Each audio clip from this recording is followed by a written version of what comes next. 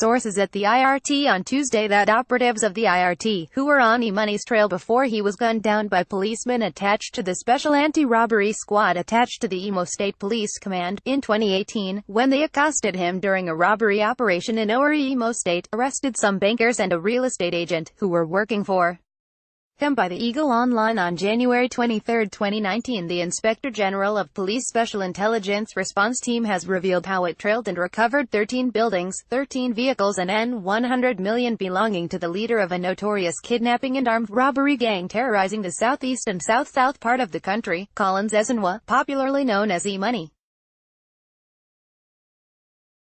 Sources at the IRT on Tuesday that operatives of the IRT, who were on Imo's trail before he was gunned down by policemen attached to the Special Anti-Robbery Squad attached to the Imo State Police Command, in 2018, when they accosted him during a robbery operation in Owerri Imo State, arrested some bankers and a real estate agent, who were working for him. The source explained that the IRT uncovered during its investigations that Imo, who was a dismissed police corporal working at the Imo State Police Command, also has links to a notorious armed robbery gang that specialized in hijacking oil vessels on the high sea and selling off its products to waiting buyers.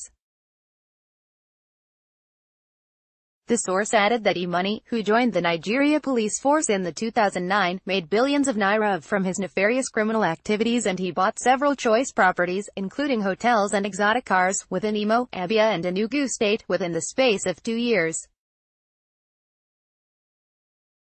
It was gathered one of his friends, Onyekere, advised him to quit his police job and travel out of the country as people may start suspecting that he could have made his money through crime. Vanguard learnt that Imo left his police job, traveled out of the country for weeks, and when he returned he bought a hotel in Enugu and he made a deposit of N100m to a fixed deposit account, to which his wife was also a signatory. The source said, "We commenced our investigations into the activities of this criminal in October 2017, who was a policeman at that time, after one Emmanuel and David Ofong were kidnapped along the Nsukka-Kogi Road, Enugu by a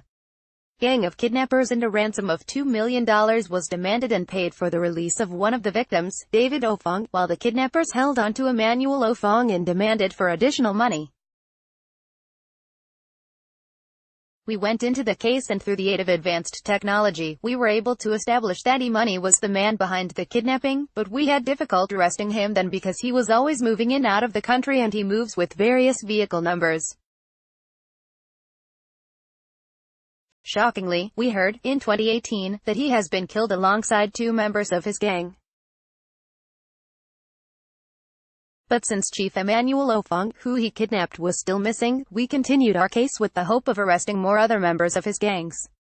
In the process, we arrested a banker working for him and he informed us that his wife had a fixed deposit account credited with N100m, and we also arrested a property agent who assisted him in buying his properties. We equally learned that all the vehicles bought by Imo were taken into hiding by relatives, and we went after them and succeeded in recovering 13 of them. Meanwhile, relatives of the late kidnapper have accused the police of attempting to confiscate his buildings, vehicles and cash and turning it into their personal use. They had written petitions to the National Human Rights Commission and the Amnesty International alleging operatives of IRT are showing undue interest in Imo's properties.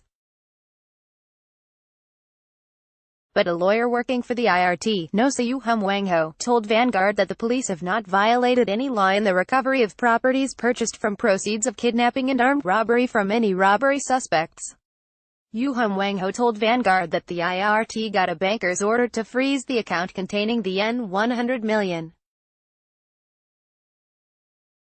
They also recovered the buildings and vehicles belonging to the late suspected kidnapper before filing a motion for the temporarily forfeiture of funds, buildings and properties and cars belonging late suspects in a suit marked FHC, AU, CS 180/2018 before the Federal High Court, Owerri.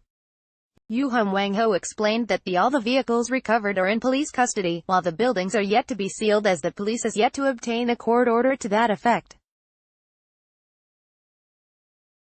He added that most of the buildings are currently being occupied by tenants and no one is taking rents from them pending another from the court. He also